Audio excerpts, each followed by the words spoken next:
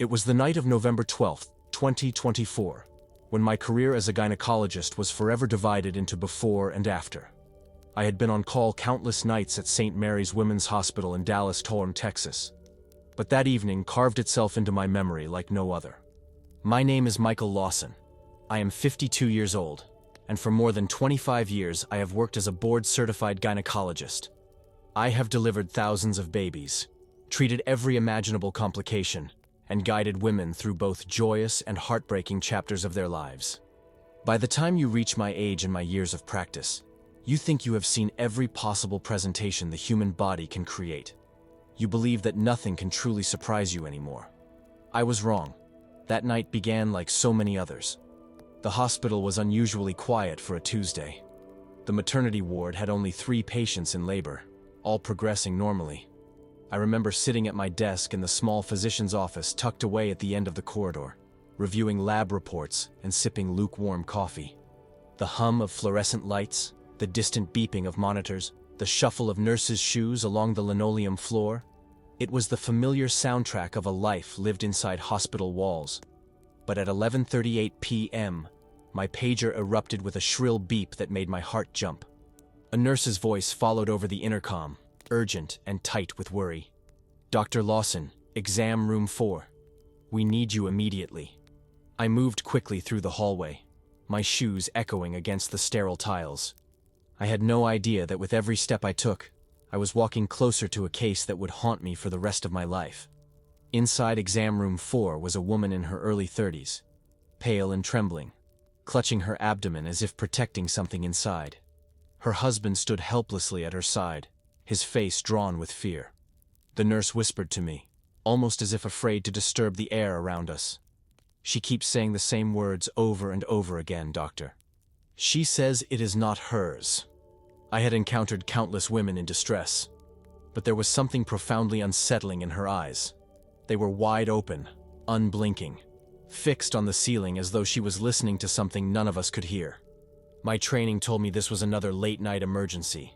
My instincts told me it was something much more. And I soon learned that no textbook, no residency lecture, no journal article could have prepared me for what I would find. Because that night, in the sterile glow of exam room 4, I stepped into a case that broke every law of medicine I had trusted my entire career.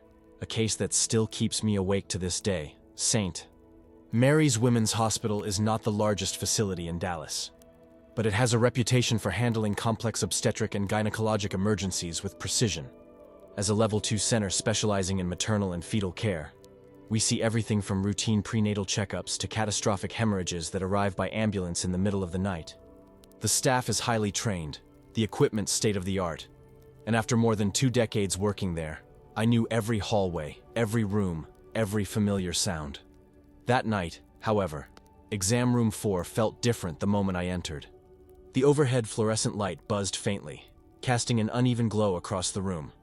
The air smelled faintly of antiseptic mixed with something metallic, blood, though I could not yet see the source. On the exam table lay Emily Parker, a 32-year-old accountant from a suburb outside Dallas. Her husband, Daniel, had brought her in less than an hour earlier when she collapsed at home complaining of intense abdominal pain.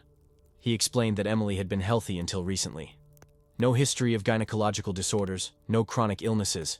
She was not pregnant, according to her own account and medical history, and her last annual checkup had been entirely normal. But now she was drenched in sweat, trembling, her skin pallid and clammy. Emily's heart rate hovered near 120 beats per minute. Her blood pressure was 90/60, and her temperature was slightly elevated. On paper, it looked like shock from internal bleeding, infection, or possibly a ruptured ovarian cyst. These were situations I had managed countless times before. I tried to begin calmly, speaking to her in the steady voice I had perfected over decades of practice. "Emily, I'm Dr. Lawson. Can you tell me where the pain is strongest?" Her eyes flickered toward me for the first time. "It is moving," she whispered hoarsely. "It does not belong to me." Her husband's hand tightened on hers. "She has been saying that for almost an hour," he told me, his voice cracking. I thought maybe it was the pain talking, but she will not stop. I asked the nurse to prepare an IV line for fluids and ordered baseline labs, complete blood count, electrolytes, and a pregnancy test, though I expected it to be negative. I also requested an urgent ultrasound. While waiting, I gently palpated her abdomen. The moment my hand pressed against her lower right quadrant, Emily arched her back and gasped. "It is alive," she whispered again, more forcefully this time. Her eyes rolled back slightly, her breathing ragged. Her husband looked at me with a mix of fear and desperation. "Doctor, what is happening to her?" On the monitor, Emily's vitals continued to fluctuate. The ultrasound technician hurried in, wheeling the machine beside the bed. I prepared myself for something routine. A ruptured cyst, internal bleeding, maybe a tumor. But as the probe touched Emily's abdomen, the entire room seemed to still.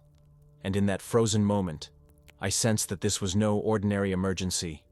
Something about this case already defied explanation. The ultrasound images appeared on the screen in grainy black and white. At first, I saw nothing more than what I expected. Shadows of the uterus, ovaries, and surrounding tissues. But then the technician frowned, adjusted the probe, and froze the frame. "Dr. Lawson, do you see this?" she asked, her voice unsteady. There was a mass, irregular and shifting, but it did not resemble a cyst or a fibroid. Its borders were indistinct, almost as though it moved on its own. I asked her to capture more angles. The screen flickered, and for a split second, I could have sworn I saw a shape, like something twisting inside her abdomen. I blinked hard, trying to rationalize it as an artifact of the machine. "Prepare the operating room," I instructed the nurse, forcing my voice to remain firm. "We will need an exploratory procedure." Within minutes, the quiet routine of the night shifted into controlled urgency. The surgical team began assembling. The anesthesiologist, Dr. Samuel Harris, who had worked beside me for 15 years, 2 scrub nurses, Claire and Denise, both highly experienced, and a resident physician, Dr. Alvarez, eager, yet visibly nervous. Each one moved with precision, following the steps we all knew so well, scrubbing hands, donning sterile gowns, laying out instruments in exact order. The metallic scent of sterilizing solution filled the air as trays of scalpels, clamps, and retractors were prepared. The rhythmic hiss of the ventilator and the beeping monitors became the backdrop to our work. I watched as Claire carefully checked the suction lines while Denise counted the surgical sponges aloud. Emily was wheeled down the corridor, her husband trailing behind until the double doors of the OR stopped him. His eyes met mine briefly, silently pleading for reassurance. I gave him the same calm nod I had given countless families before, though deep inside I carried a weight I could not explain. Inside the OR, the anesthesiologist began his work. "We will start with propofol and fentanyl," Harris said, his voice steady. "She should be fully under in less than a minute." Emily's eyes flickered as the medication entered her veins. I leaned over, offering the last words of comfort I always give. "You will be asleep soon, Emily. We will take care of you." Her lips parted, and in a whisper so faint only I could hear, she murmured, "It will not let me go." Then her body relaxed, and her eyelids closed. I glanced at the monitors. Heart rate steady. Blood pressure low, but acceptable. Oxygen saturation normal. Everything about the scene should have felt routine. And yet, as I took my position at the operating table, I could not shake the sensation that we were not just preparing for another surgical case. Something about this night, this patient, felt profoundly different. In the silence that followed, I took a deep breath and gave the order. Scalpel. What happened next would shatter every assumption I had carried through decades of medicine. The first incision was made just below Emily's navel. The scalpel moved cleanly through the skin and underlying tissue, the suction system already in place to manage blood flow. Everything about those opening minutes was textbook. My focus was sharp, my hands steady, my team synchronized in every step. Dr. Harris monitored the anesthesia carefully, adjusting dosages as needed. "She's fully under," he confirmed. The monitors reflected it, heart rate steady at 90, blood pressure at 95/60, oxygen saturation perfect. But as I began to explore the abdominal cavity, I noticed something unusual. There was less bleeding than expected, almost unnaturally so. The tissue seemed resistant, as though it did not want to be moved. I adjusted my retractor. searching for the source of the shadow we had seen on the ultrasound. That was when Emily's lips moved. At first, I thought it was a reflex. Patients sometimes make involuntary sounds under anesthesia. But then, clear as day, she whispered, "Stop. You do not belong here." The entire room froze. My eyes darted to Harris.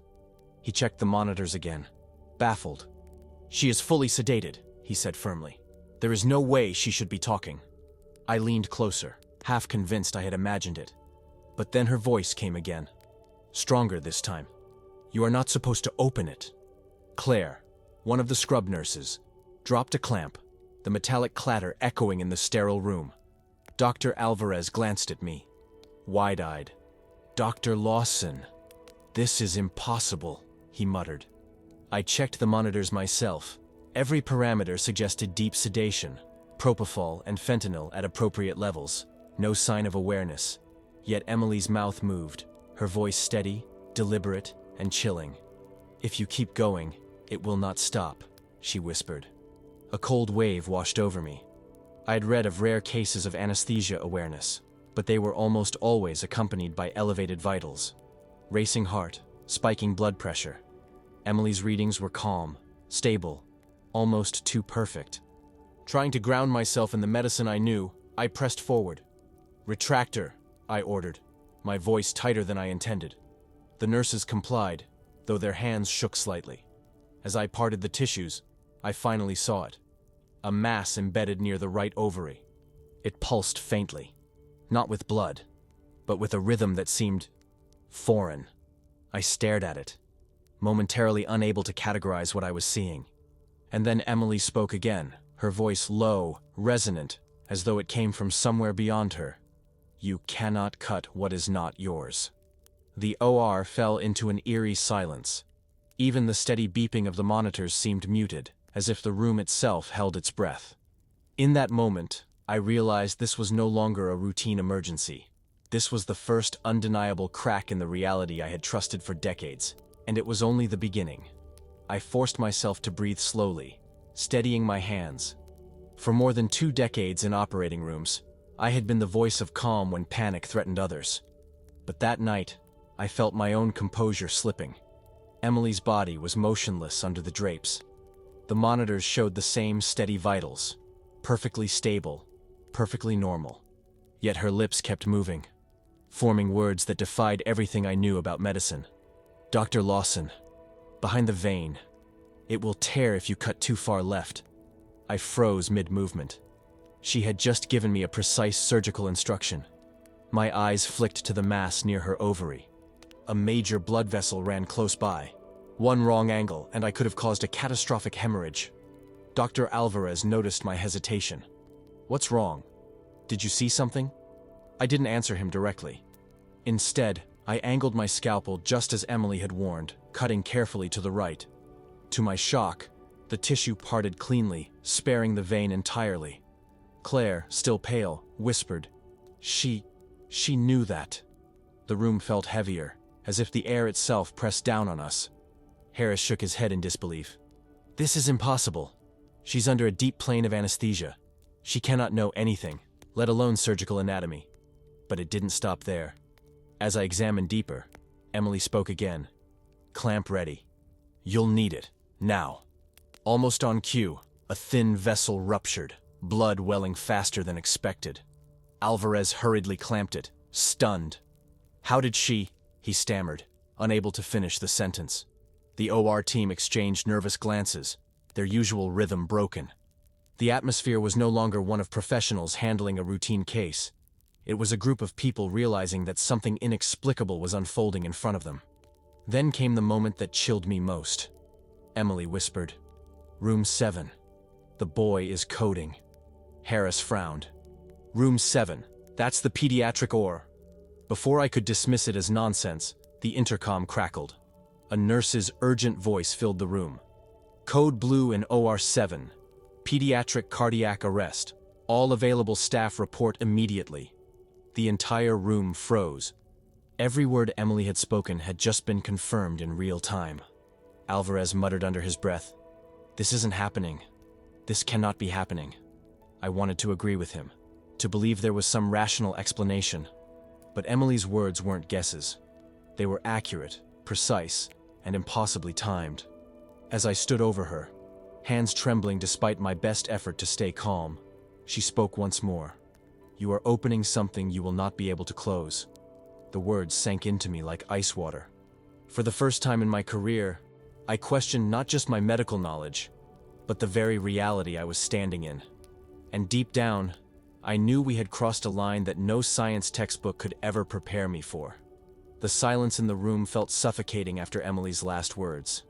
Even the steady beeping of the monitors seemed louder, more invasive, as though mocking our inability to understand what was happening. Dr. Harris, ever the skeptic, leaned over the anesthesia cart. "I'm checking everything again," he muttered.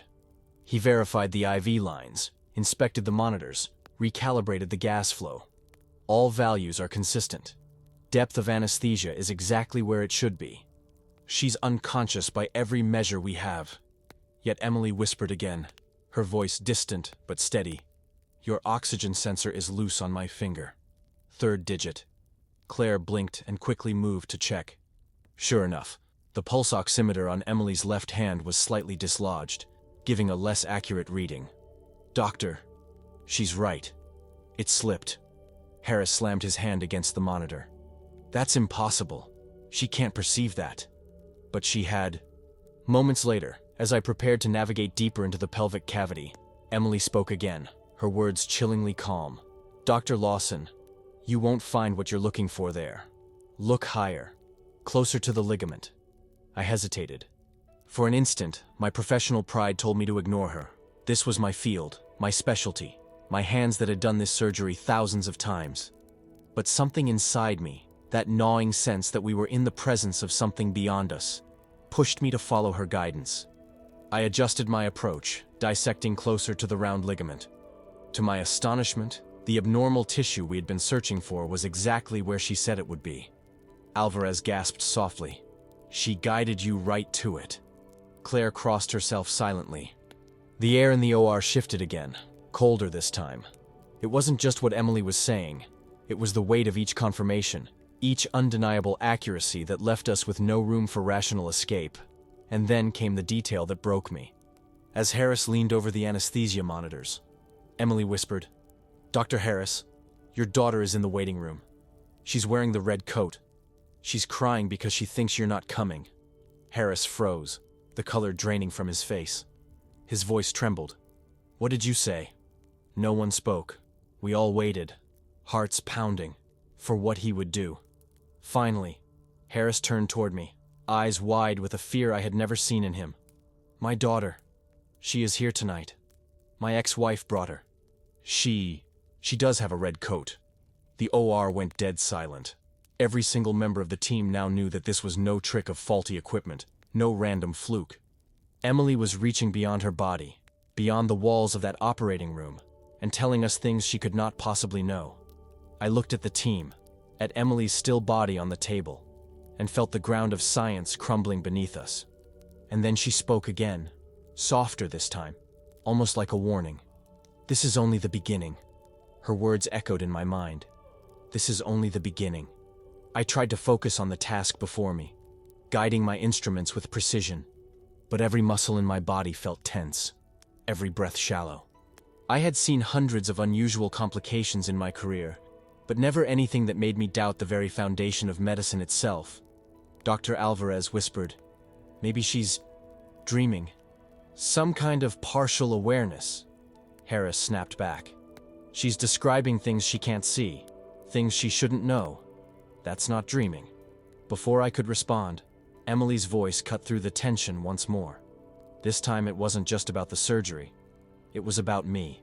"Dr. Lawson, your watch, the inscription. You already know this isn't the first time you've been warned." My hand froze. The scalpel hovered inches above delicate tissue. My watch, hidden under my surgical gown, bore a private engraving. It had been a gift from my wife when I completed my residency. The inscription read, "Trust what you cannot see." No one in that room had ever seen it. Not Harris, not Alvarez, not Claire. Yet Emily had just recited the meaning behind it, word for word. My heart pounded against my ribs, and I felt sweat trickle down my spine despite the chilled OR temperature. I swallowed hard. How do you know that? I whispered, my voice trembling despite myself. Emily's lips parted, her tone calm and eerie. Because I am not speaking from here. I see beyond your walls, beyond your years. You've been warned before, and you ignored it. The room erupted with disbelief. Claire dropped a clamp, the metallic clang jolting us all. Alvarez muttered under his breath, "This is not possible." But Emily wasn't finished. She shifted slightly, though her body remained anesthetized. Her voice came again, steady as stone. "You will face another patient soon. A woman not yet admitted. Dark hair, 40 years old. She will arrive with bleeding no scan can explain. You will want to operate, but if you do, she will die." The words froze the blood in my veins. Prophecy, prediction. My rational mind screamed to dismiss it, to cling to textbooks and protocols. Yet the weight of her certainty, combined with every impossible truth she had already spoken, settled deep inside me like lead. Harris grabbed my arm, his voice low but urgent. "We can't entertain this. If you let this thing guide your judgment, we're finished as physicians." I wanted to agree. I wanted to dismiss it all as a bizarre coincidence. But I couldn't. Too many pieces had already fallen into place. And then Emily whispered something that silenced even Harris, the eternal skeptic. "Dr. Lawson, I can see your son. He is driving right now. His phone is buzzing on the passenger seat. Tell him not to answer." My chest tightened so violently, I thought I might collapse right there in the OR. My son. He was driving home from college that night, and she was describing it in real time. In that moment, I knew the line between medicine and the impossible had been shattered forever. My hands shook above the sterile field, scalpel poised as though even gravity hesitated to move it forward. Emily's words about my son ricocheted through me like a siren. I could almost see him, headlights on a dark interstate, his phone lighting up, his hand reaching for it. The thought nearly buckled my knees. Alvarez leaned closer, his voice barely audible. "Dr. Lawson, what do we do? Do we keep going?" Harris's voice snapped like a whip. "We proceed exactly as trained. No more listening to her. This is delusion. We are men of science." But even as he said it, his face betrayed doubt. He still hadn't shaken Emily's earlier revelation about his daughter. His eyes darted toward the door, as if half expecting someone to burst in with another confirmation of her impossible insight. Emily's voice, calm and detached, broke the fragile silence. "If you cut now, she will not wake again. Not here." The entire team froze. Her vitals remained perfect. Steady blood pressure, stable oxygen saturation, ideal rhythm. By every objective measure, she was the picture of safe anesthesia. Yet her words carried a finality that pressed on us all like a stone slab. I looked at Alvarez. His eyes reflected my own conflict. We had been trained to act quickly, decisively. Delay was dangerous, yet the memory of her flawless predictions gnawed at me, louder than Harris's protests, louder than the monitors. "Dr. Lawson," Emily whispered again, "trust what you cannot see." The words hit me like a physical blow. It was the same phrase etched into my watch, a phrase only my wife and I had ever known. Sweat stung my eyes as I made the hardest decision of my career. I set the scalpel down. "We pause," I said firmly, my voice shaking but resolute. Harris erupted. "You'll kill her. Do you realize what you're doing?" But I stood my ground. Something isn't right. We wait. The next 60 seconds felt like an eternity. The air in the OR grew heavier, colder.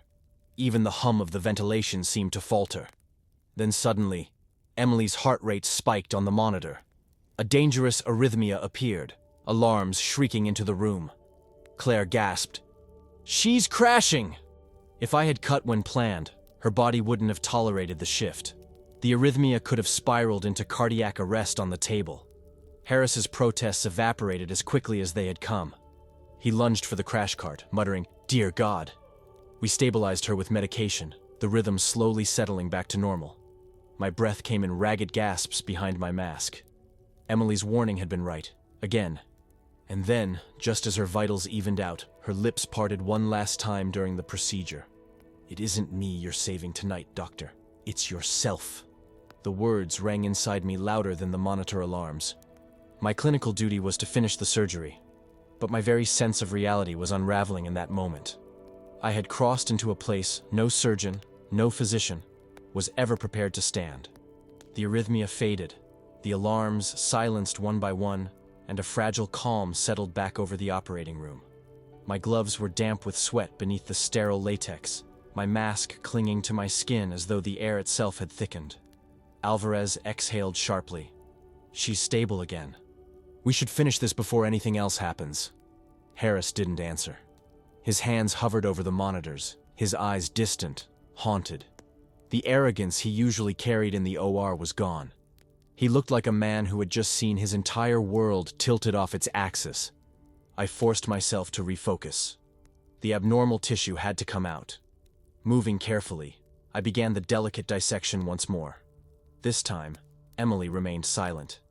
No whispered warnings, no eerie predictions. Only the steady beep of the heart monitor filled the air. Claire handed me the instruments with shaking hands. Her eyes kept darting to Emily's still face, as though expecting it to stir again at any moment. With Alvarez's assistance, I excised the abnormal growth and inspected the surrounding structures. There was no further bleeding, no additional surprises. For the first time all night, the case felt almost ordinary. "Sutures," I said, my voice firmer now, though my heart still hammered in my chest. As I closed layer by layer, I couldn't shake the feeling that we had crossed into forbidden territory and were now being granted safe passage back. Emily's vitals remained stable, the anesthesia readings perfectly aligned with what Harris had expected from the start. And then, just as I tied the final knot, it happened. Her lips parted slightly, and in a voice so faint we almost missed it, she whispered, "Goodbye." The word was simple, but it carried a weight that made the entire team freeze in place. I glanced up at Harris. He stared at her, pale and trembling. "She shouldn't. She can't be aware," he murmured, almost to himself. But Emily said nothing more. Her breathing remained steady, her vitals perfect, her body motionless under the anesthesia. It was as if whatever had spoken through her had finally retreated, leaving only the patient behind. I finished closing the incision and stepped back. "Procedure complete," I said, though my voice was hollow. We transferred her to recovery, and for the first time in hours, I peeled off my gloves. My hands were trembling uncontrollably. I told myself it was just fatigue, just adrenaline. But deep inside, I knew it was something more. Emily was wheeled out, unconscious, but alive. To anyone else in the hospital, it was just another successful gynecological surgery. But for those of us in that room, it had been something else entirely. A confrontation with the unexplainable. Harris finally broke the silence as we scrubbed out. His voice was low, defeated. "If you tell anyone about this, they'll never believe us." I didn't answer him, because in that moment, I wasn't sure I believed it myself. But as I looked at Emily disappearing down the hall, I knew this night would never leave me. The next morning, I walked into the recovery unit with a heaviness I could not shake. Emily was awake, propped up slightly in bed, her color returning, her vitals steady. To anyone glancing at her chart, it was a routine post-operative success. But for me, every step closer to her room felt like walking toward a question I wasn't sure I wanted answered. I pulled a chair beside her bed. "Emily, how are you feeling?" She smiled faintly. "A little sore, but better." "Thank you, doctor." Her tone was light, almost cheerful, as if the horrors of the night before had never happened. I hesitated before asking, "Do you remember anything from the surgery? Anything unusual?" Her brow furrowed in confusion.